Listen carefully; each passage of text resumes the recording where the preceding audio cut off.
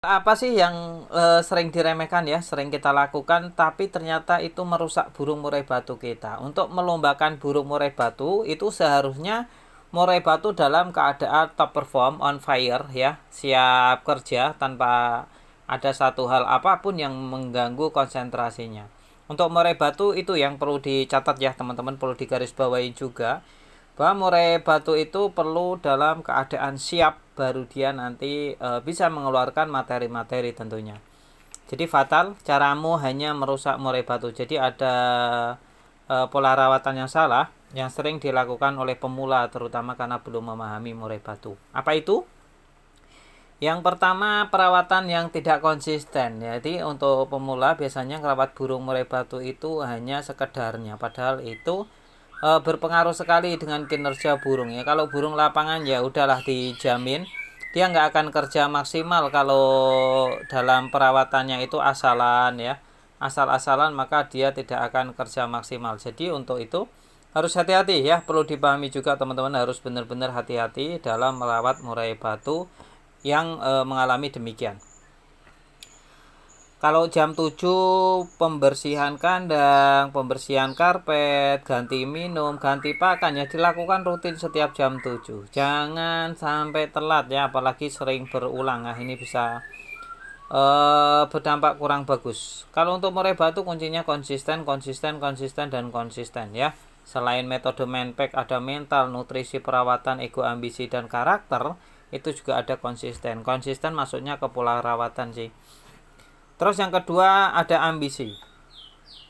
Kita kalau tidak bisa mengenal burung murai batu kita, biasanya kita terlalu ambisi. Ambisi dalam apa? Dalam melombakan. Apalagi kalau orientasinya burung murai batu kita itu burung bagus. Kalau burung murai batu bagus, biasanya dia cenderung banyak lebih kemungkinan dominan untuk rusak. Karena dia biasanya kalau sama pemilik yang tidak memahami karakternya, dia akan digeber.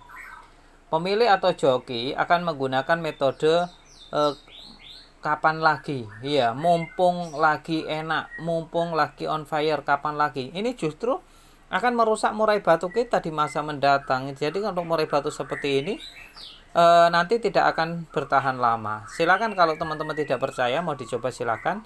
Tapi kalau ada hal-hal yang tidak diinginkan ya risiko ditanggung sendiri. Di sini saya sering mengedukasi, sering sharing bahwa untuk melombakan burung murai batu itu janganlah terlalu rutin dan sering. Meskipun burung murai batu yang kita lombakan bagus, justru murai batu bagus itu rawan rusak karena seringnya melombakan, seringnya juara, ambisi kita akan semakin besar. Kita akan wah pengen lomba, pengen lomba, pengen lomba, karena setiap lomba itu selalu prestasi, selalu juara, dan itu pernah saya alami. Dan akhirnya murai batunya harus puasa lama yang sampai waktu tidak bisa ditentukan kapan akan kembali ke titik top perform lagi. Nah, itulah yang menjembatani murai batu kita untuk rusak atau tidak lagi top perform. Yang ketiga ada dipancing-pancing. Jadi untuk yang merusak murai batu, selain tadi perawatan tidak konsisten, terus ambisi kita terlalu besar ya dalam melombakan burung murai batu yang tidak tahu aturan, asal geber. Nah, ini merusak murai batu. Yang ketiga ada pancing-pancing. Nah, untuk pancing-pancing sendiri terkadang kita seneng, apalagi untuk pemula itu seneng sekali ketika burung murai batunya gacor bunyi saat di rumah.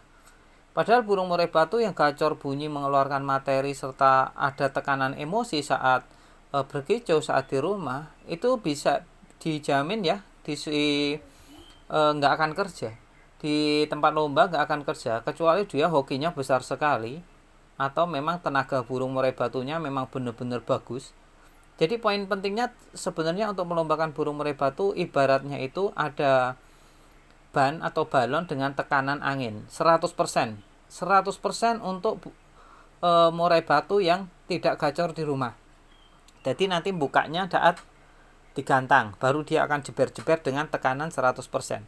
Tapi ketika sudah dikempesin di rumah, dalam artian dikurangin daya tekannya, yang tadinya 80% dipancing-pancing jadi 60%, maka kerjanya pun akan kurang. Apakah yang 60% tidak bisa memenangkan di perlombaan? Bisa saja menang kalau yang lain dayanya di bawah 60. Nah, cuma kan sekarang murai batu bagus-bagus. kita saja tidak bisa hanya mengandalkan terah dan burung bagus saja. Kita juga harus memanajemen strategi. Kapan kita berangkat, kapan bertahan, dan kapan menyerang. Itu juga harus kita terapkan kalau kita orientasinya ingin memenangkan di banyak perlombaan. Tapi kalau kita hanya sekedar iseng berangkat, nyoba burung, ya silahkan. Tapi kalau untuk keseringan yang memang orientasinya nggak main-main untuk lomba tadi, dalam artian saya mau lomba harus menang, nah itu lebih baik dipertimbangkan lagi. Jangan melombakan murai yang baru dipancing-pancing. Apakah murai batu dipancing-pancing berefek pada kinerjanya saat digantang? Ya, pasti berefek. Apa dampaknya? Dampaknya burung murai batu nanti bisa turun nebo. Satu, karena apa? Kekurangan tenaga. Terus ngukluk, pasang badan atau ngetem, bahkan nampar. Karena saking emosinya sudah sering terlatih di rumah dipancing-pancing dengan murai batu yang tarung tadi, mengeluarkan materi saja tidak cukup dan akhirnya menyerang. Kalau sudah menyerang gini dan jadi kebiasaan, jadi habit yang kurang bagus. Apalagi untuk orientasi murai batu kontes. Wah, ini sangat berdampak sekali. Sebaiknya teman-teman jangan memancing-mancing murai batu yang memang orientasinya untuk lomba. Di rumah ya biarkan istirahat. Kalau pagi mau dijemur-jemur, setelah jemur angin-anginkan ya, jangan lupa pakannya, kandangnya dibersihkan, lalu kerodong kembali, simpan. Kalau murai batu yang orientasi teman-teman adalah untuk lomba, maka jangan sesekali menggacorkan murai batunya di rumah.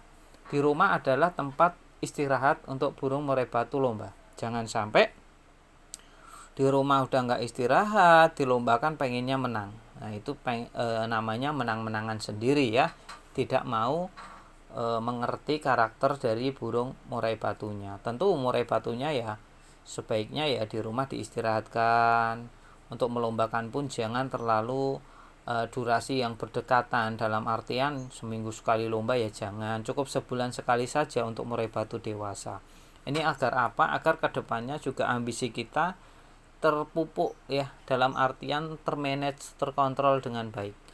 Kalau kita melombakan asal wah mumpung menang, wah itu ambisinya nanti malah nggak karuan ya. Kita malah sering mengindahkan atau mengenal karakter murai batu kita, padahal kita perlu untuk mengenal karakternya. Itu ya teman-teman yang perlu dipahami, 3 tadi yang coba kita jabarkan ya. Perawatan tidak konsisten, ambisi pemilik yang terlalu menggebu-gebu, serta murai batunya dipancing-pancing. Itu saja ya teman-teman, nanti dijabarkan lagi di dalamnya di konten-konten yang lain.